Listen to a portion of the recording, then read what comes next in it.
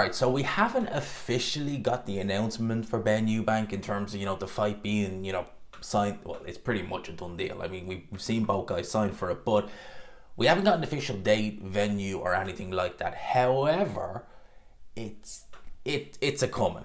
It's a coming, right? I would imagine there's probably a lot of marketing stuff being done behind the scenes, right, as we speak. So once that's kind of good to go on the wheels of emotion, we should get an announcement. Already, the undercard for Chris Eubank Jr. versus Conor Benn is taking shape. But you got to remember as well, it's going to be a Ring Magazine show. So Turkey will be involved. Ring Magazine, the Saudis. It's going to be like a normal Saudi show. So it's not going to be just a case of, boom, here's the announcement, all that good stuff. It's going to be a big, kick-off press conference. You would imagine anyway, especially for the first show. Now, boxing scene are already reporting on potential fights that could be on the undercard. Now, if this is true, it's not shaping up to be a bad undercard. It would obviously be in the UK, it wouldn't be in Saudi Arabia. And one of the fights they're talking about here is Liam Smith versus Aaron McKenna at middleweight. Now, Liam Smith, obviously, he beat Chris Eubank Jr. 2 years ago, lost the immediate rematch, and he hasn't had a fight since. He was meant to fight on the Joshua Dubois undercard. He was meant to fight Josh Kelly, actually. And I think he pulled out with, not much notice. It wasn't a week's notice, but it was very, very little notice he gave. Very little notice. That's when Ishmael Davis stepped in, and he gave a good account of himself. And to be honest with you, if it was at a Liam Smith anywhere close to his prime, I think on that night he'd have beaten Josh Kelly, to be honest with you. So I'm sure he's kicking himself over that. The rumour mill is that he's going to fight Aaron McKenna. Now, Aaron McKenna is a fighter. I think he's based in Los Angeles, if I'm not mistaken, but he is Irish. Obviously, with a name like McKenna, that kind of gives it away. I'm pretty sure he's based in, I'm going to just double check, in LA. I know, as with a lot of Irish fighters, if they don't tend to base themselves out of the UK, they tend to go to America. Yeah, Los Angeles, from County Monaghan, originally 25 years old. Record is 19-0 with 10 knockouts. I haven't seen much of him now, to be honest with you. He has fought on a couple of shows. I think, Ben Shalom shows. Fought on the undercard of Lawrence Okoli, David Light. I don't think many were rushing to watch you there, mate. Not your fault, though. Not your fault. But yeah, he's been fighting on a couple of Ben Shalom shows. His last fight, bizarrely enough, was actually in Japan in July of last year. And it was on, do you know what it was on, actually? It was on that kind of weird Matchroom kind of prize fight or tournament that never went anywhere. He fought on the undercard there, and he got a 10-round TKO win as well. So he'd been doing stuff prior to that. Yeah, so he'd been primarily fighting under the Boxer banner, apparently based in the States. I wonder, is he trained by Freddie Roach then? Because I haven't really followed his career too close, but you'd imagine if he's in LA, you'd probably think of the Wildcard Gym, Freddie Roach and people like that. But the rumor is that he's going to face Liam Smith. That'd be an interesting fight, As I said about Liam Smith, hard to say now because, it's been 2 years since the Eubank fight, since he won that fight. It'll be 2 years come September since the last time he fought. He's been out of the ring for well over a year. That's not going to help Liam Smith when it comes to, just basic activity. How old is Liam Smith now? Because Callum Smith's in his 30s.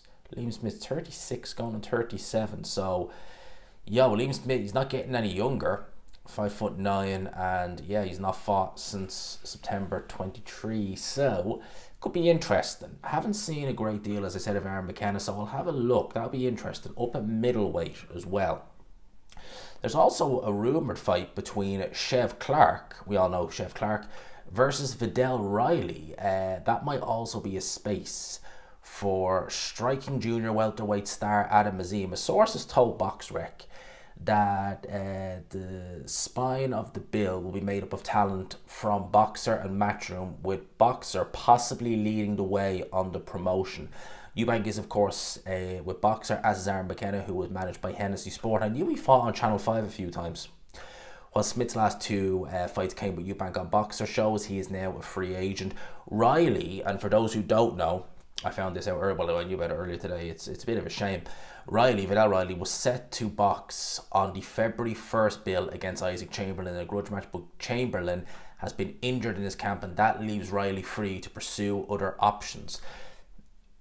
Am I right in saying Chamberlain's done this before with Vidal Riley, or is that the first? I'm pretty sure they were penciled in last year at some point, and Chamberlain's pulled out again.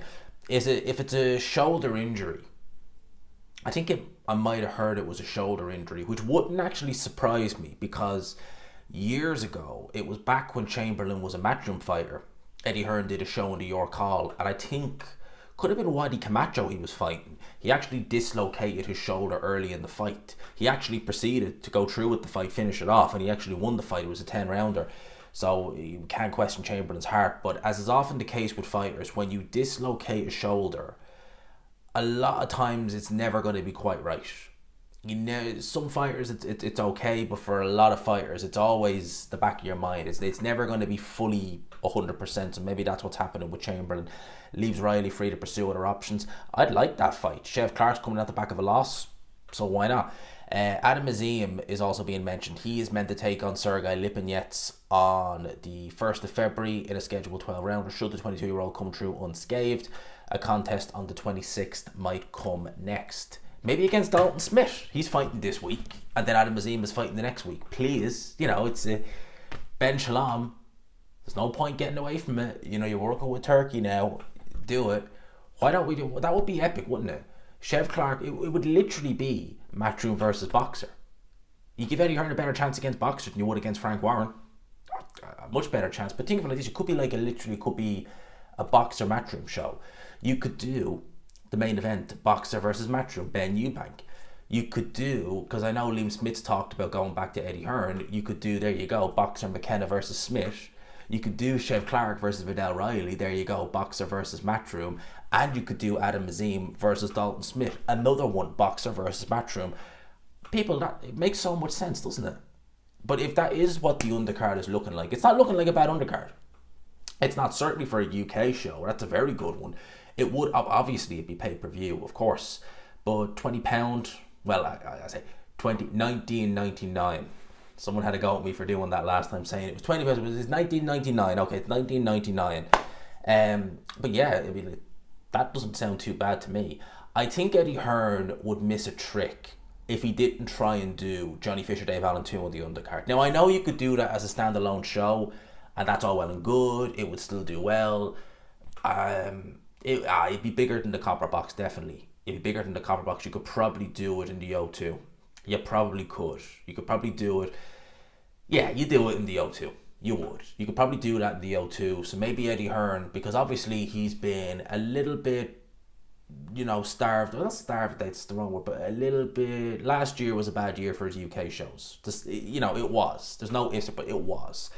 Not much happened last year.